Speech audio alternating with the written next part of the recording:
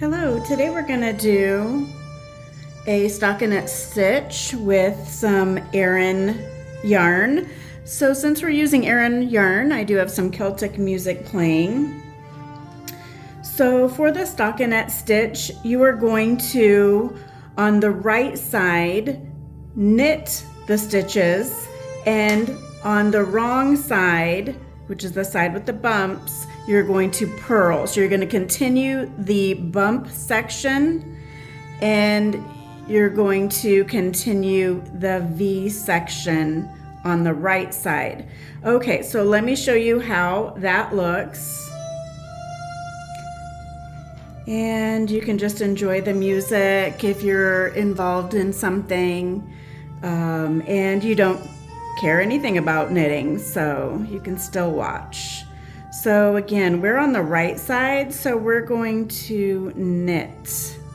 So I have another tutorial on how to knit. I'll slow down just for a second, but then I want to get in a rhythm with the music. That's my favorite way to knit. Just keeping both hands busy and just dissolving myself into the music.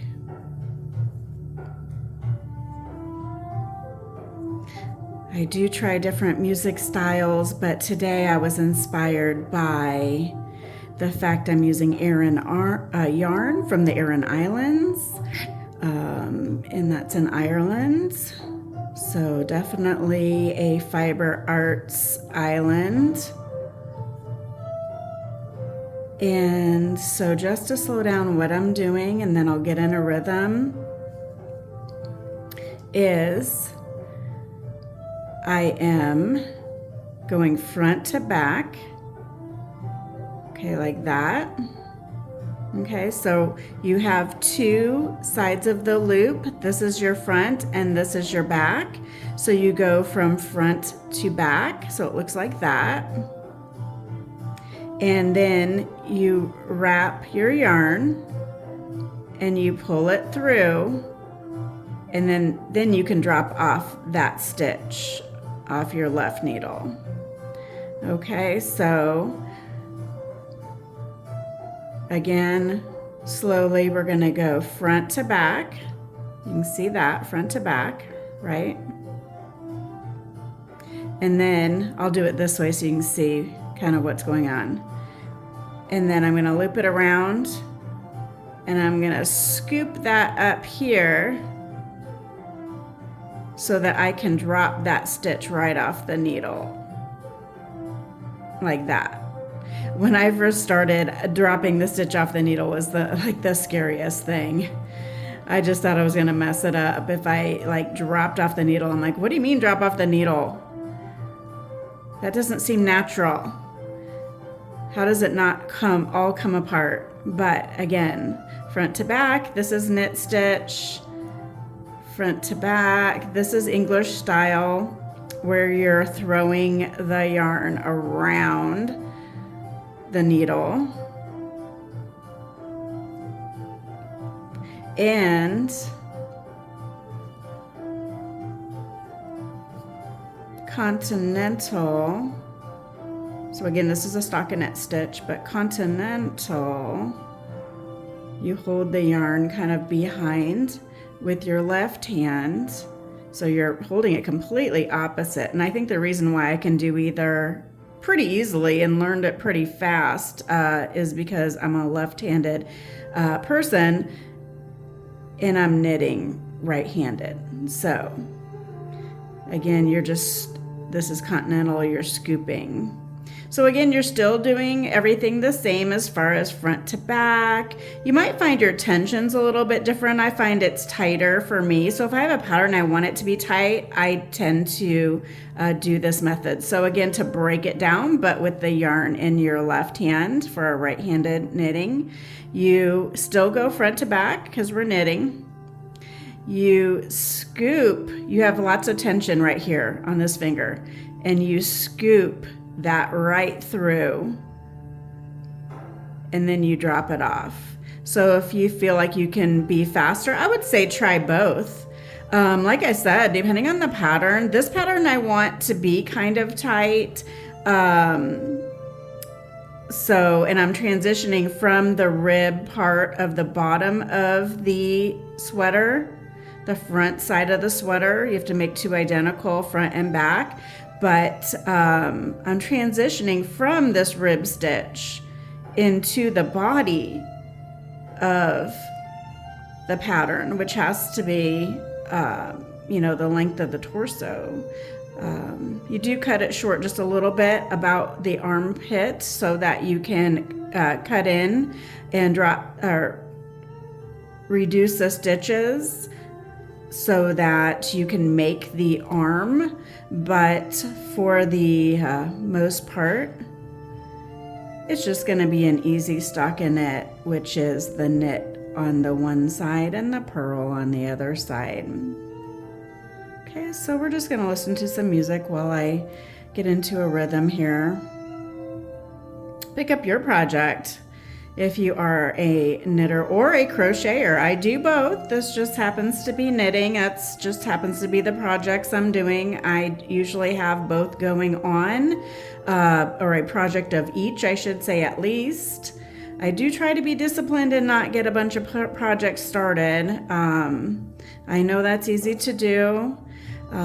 Different patterns use different parts of your brain or different skills. Some have mosaic where you might have to count a little bit more and switch your yarn more times or carry it up the side. Those are all things I'll demonstrate in other videos that call for that.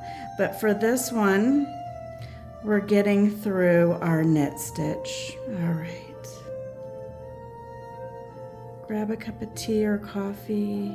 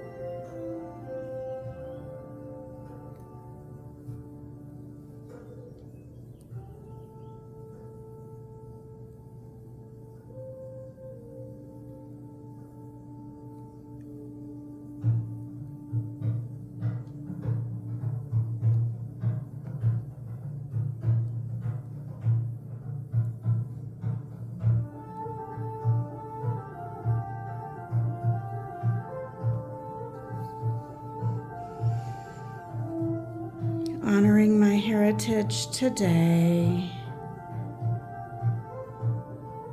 Also, I used to be a retired dancer and choreographer, so now, now I like to put on music and just get into a meditative trance, engulfing myself into the music and letting my fingers and yarn do the dancing.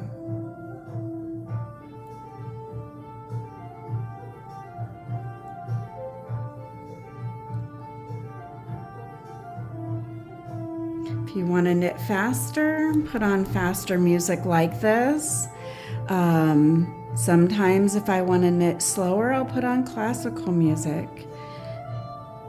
And it's really a special moment when you are connected with your knitting to the beats and the power of the music. Yeah.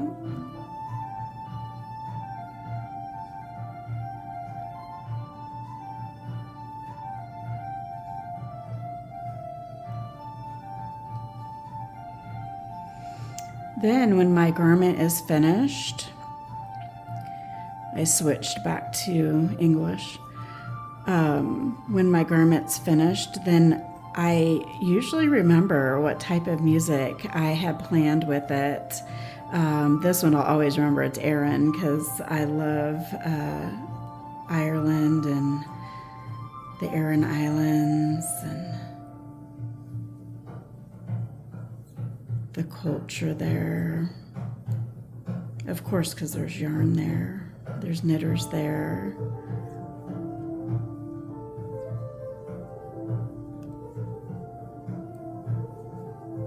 As long as the basic needs were met, I like food, water, warmth, shelter.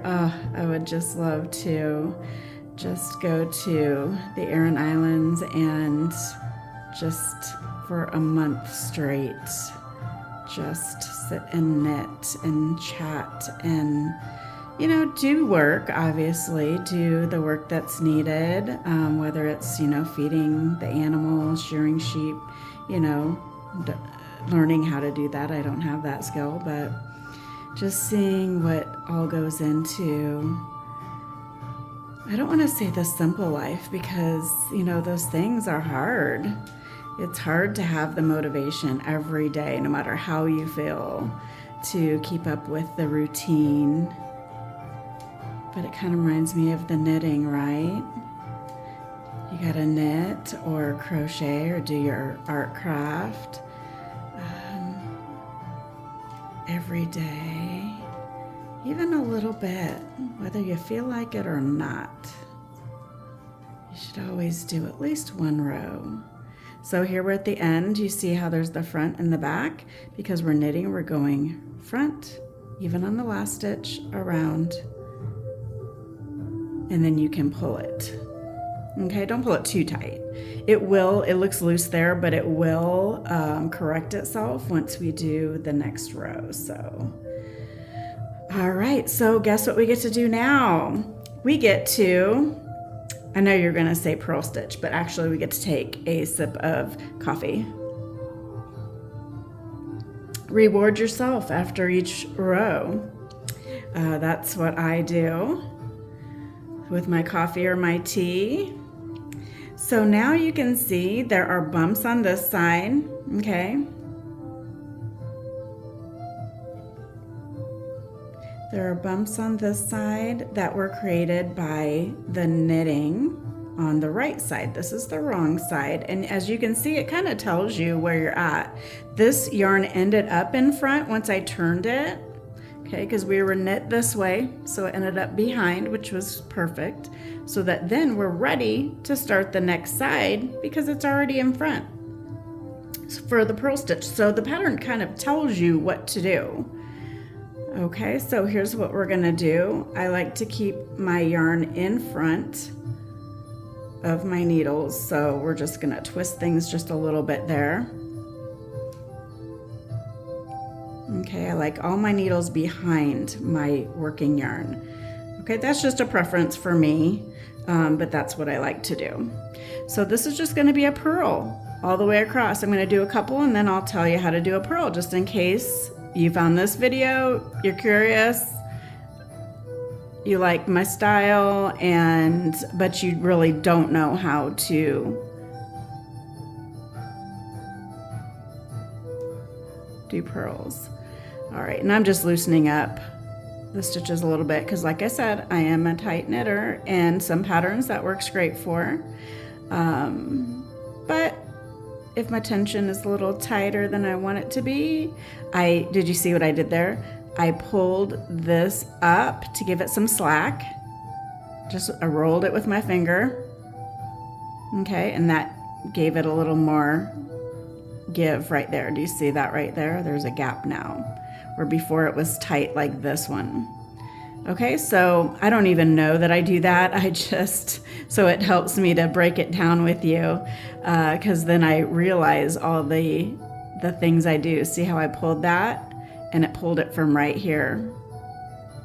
Okay, and I'm holding my needles a little bit different than I normally do. Every once in a while I'll hold them like this. I think it's good to have different ways that you hold your needles, because the last thing you want to do is cut your knitting or fiber arts career, hobby, whatever it is, short, or have to take a break because you have exhausted or strained either muscles in your hand, or you get cramps, because again, we are using a closed motion with our hands. So if you're doing a big project or working for hours and not stretching your hands, so again, I'm kind of holding the right needle a little bit differently than I normally do. I'm holding it between these fingers here, holding the yarn nice and tight here, okay, pinching. But yeah, I'm just kind of grabbing these 3 fingers around.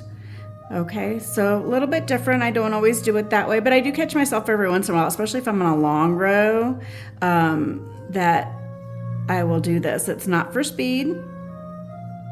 It's just what feels comfortable and what I just naturally did at the time. Okay, so how would you normally hold that? I would say probably a common way is like this, probably. Like this. Okay, so similar, only now I don't have the needle between these 2 fingers. Okay, like I just did. And then let's talk about the purling. So purling, again, I'm using my fingers here. Do you see my index finger here is holding this or stretching it if I need to roll it or stretch it. And this one, the way I'm holding at least my yarn right now, my middle finger is holding this so it doesn't slide off.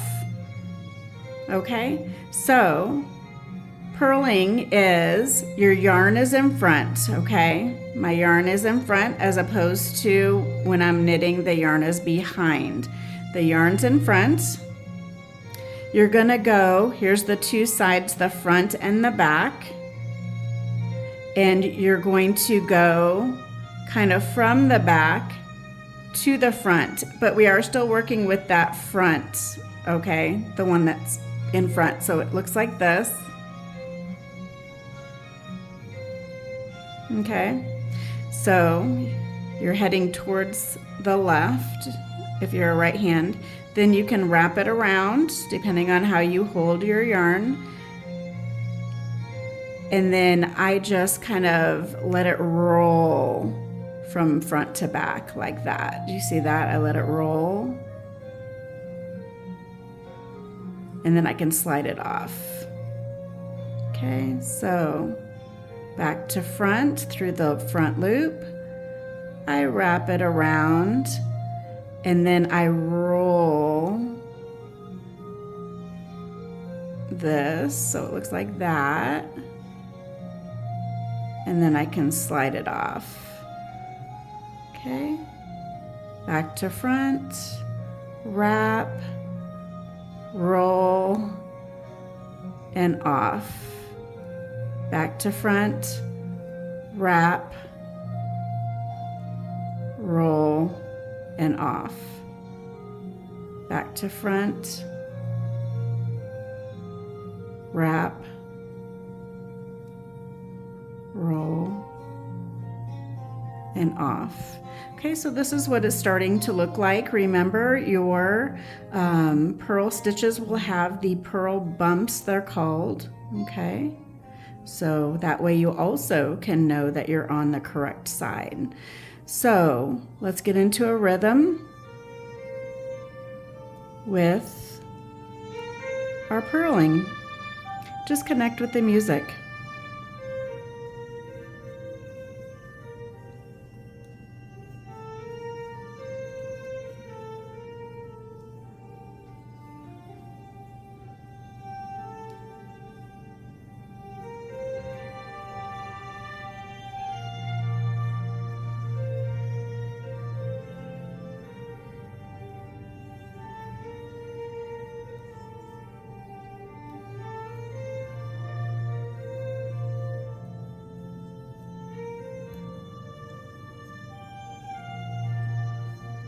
very meditative. I do meditation yarn. I won't say tutorials because I do try to break down what I'm doing for the beginners because I want them to be able to join in. I am a teacher at heart. I was a dance teacher for, gosh, over 20 years. I teach classes to adults now of different varying topics. But this is my favorite.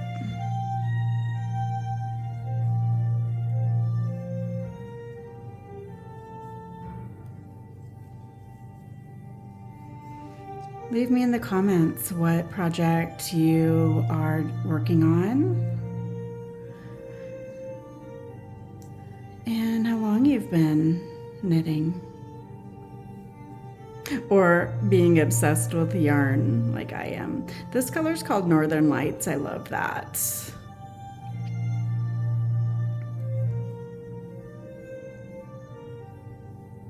Let me know if you've seen the Northern Lights in real life.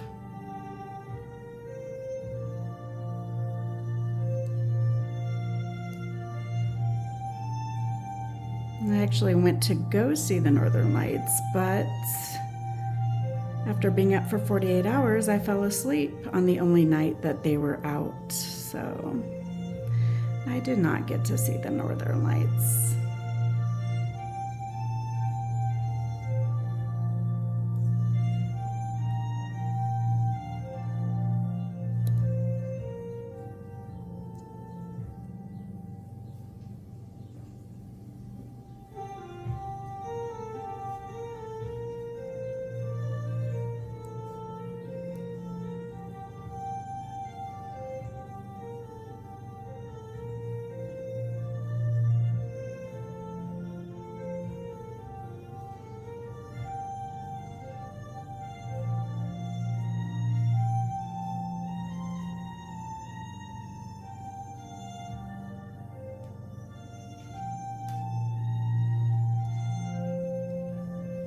You can see the pattern that it's doing there. Sorry for the movement. You have to remember to move so that like your legs don't fall asleep, or move your shoulder blades.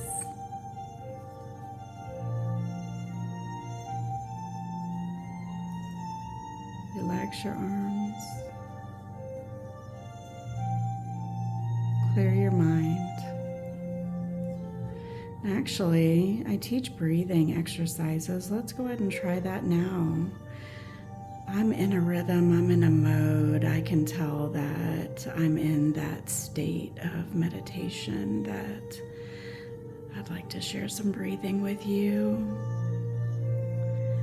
So whether you're working on a project or not, let's breathe in for 4, hold for 4, breathe out for 4, and hold for 4. Ready? I'm not going to count because I'm counting my stitches, but ready and go. Breathe in, hold, breathe out, and hold. Breathe in, hold,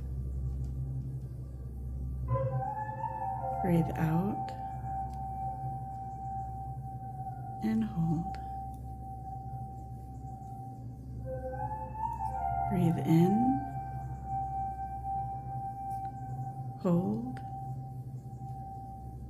breathe out, and hold.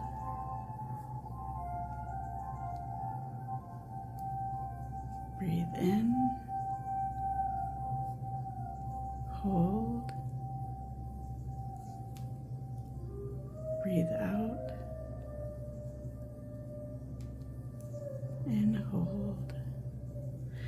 All right, normal breathing. We're gonna do that one more time to get me to the end of the row. Just normal breathing.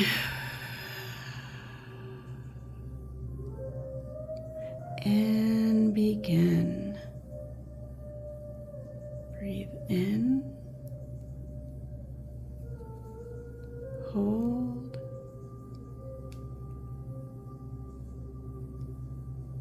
Breathe out. And hold. Breathe in.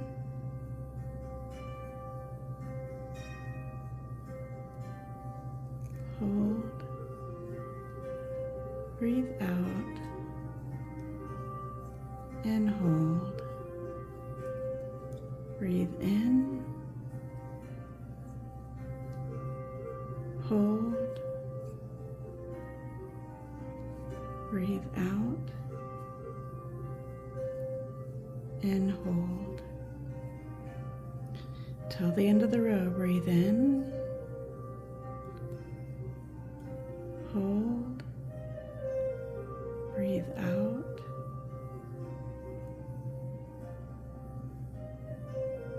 And hold.